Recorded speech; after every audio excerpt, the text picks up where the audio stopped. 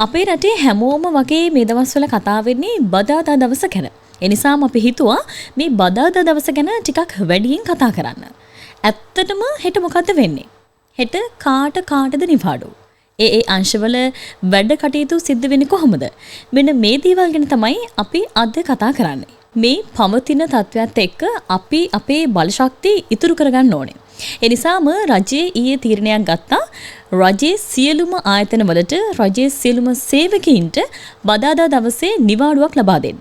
හැබැයි සෞඛ්‍ය, වරාය, ජලය වගේ අත්‍යවශ්‍ය සේවාවන් වල ඉන්න අයට මේ නිවාඩු දවස අදාළ වෙන්නේ නැහැ. ඒ කියන්නේ ඒ කට්ටිය සාමාන්‍ය විදිහට වැඩ. බදාදා දවසේ අධ්‍යාපන කටයුතු කොහොමද වෙන්නේ? රජයේ පාසල් ඒ වගේම රජයේ අනුමත පෞද්ගලික පාසල් ඒ වගේම පෙර පාසල් වලටත් බදාදා දවසේ නිවාඩු. සෑම බදාදාමක්ම රාජ්‍ය ආයතනවලට නිවාඩු දෙන්න රජයේ තීරණය කරපු නිසා රජයේ ගත්ත තීරණ වලට අනුගත වෙලා කටයුතු කරන්න කියලා සියලුම ජාත්‍යන්තර පාසල්, සියලුම පෞද්ගලික උසස් අධ්‍යාපන ආයතන සහ වෘත්තීය අධ්‍යාපන ආයතන වලටත් අධ්‍යාපන අමාත්‍යාංශය දැනුම් දීලා තියෙනවා. ඒත් එක්කම බදාදා දවසට සියලුම ටියුෂන් ක්ලාස් පවත්වන්නත් බෑ. එතකොට කැම්පස් වල වැඩ කටයුතු ටික වෙන්නේ කොහොමද?